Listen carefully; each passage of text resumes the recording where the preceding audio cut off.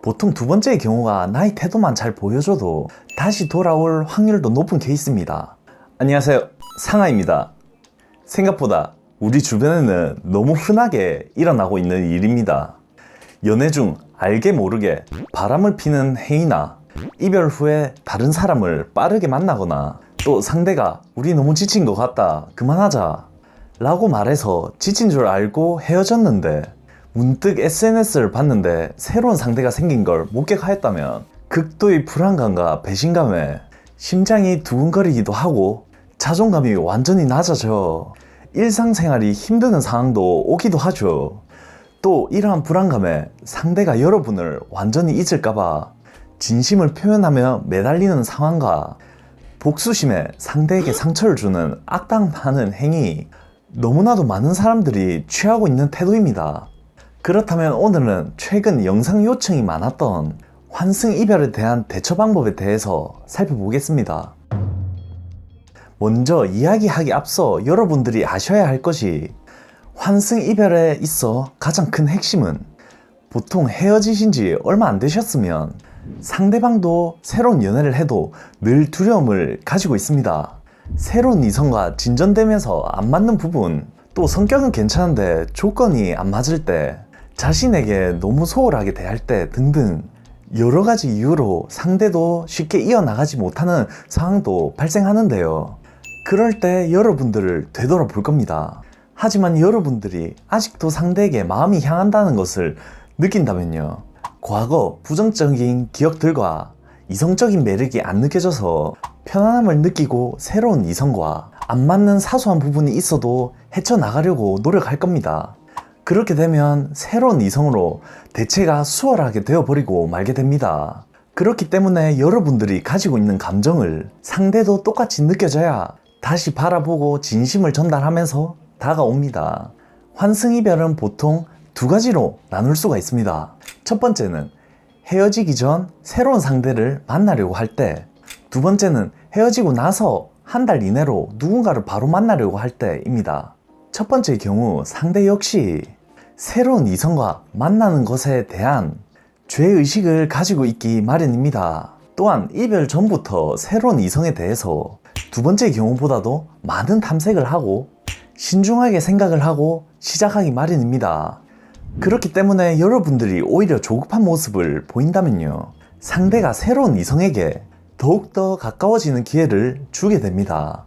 또한 상대에게 문자로 넌 진짜 나쁜 사람이다, 애초에 내가 걸렀어야 하는데 강한 말투로 상대에게 대하고 심지어 욕설까지 해버린다면요, 일시적으로 상대에게 죄의식을 갖게 할 수 있으나 강도가 세질수록 상대가 반발심만 들어 역효과가 발생합니다. 그렇기 때문에 여유로움을 가지시고 이별 원인 중에서 가치 요소가 낮아졌다면요, 죄의식을 갖게 하거나 또는 계속 궁금하게 만들 수 있는데, 예를 들어 너의 상황을 알게 되면서 쉽게 잊혀지는 기분이다, 어떤 사실을 이제 알게 되었다, 이러한 말이 담긴 문자나 전화로 전달하면서요, 죄의식을 일깨우고 게슈탈트 심리를 이용하여 상대의 감정을 궁금하게 만들고 힘들게 만들어서 대응할 수가 있습니다.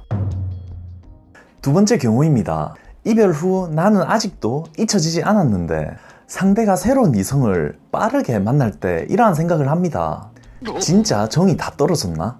내가 그렇게 매력이 없나? 라면서 마음이 청천백년만 같습니다. 보통 두 번째의 경우가 나의 태도만 잘 보여줘도 다시 돌아올 확률도 높은 케이스입니다. 이렇게 행위를 하는 이유는요, 헤어지고 나서 여러분과는 다시 만나기 싫고 사랑했던 감정은 남아있기 때문에 본인 감정이 힘들어서 누군가를 통해서 잊으려고 하는 경우입니다. 빠르게 누군가를 만나는 것 자체를 보면 진중하게 그 사람을 보고 만난 게 아니라서 새로운 이성이 여러분보다 가치가 높지는 않을 겁니다.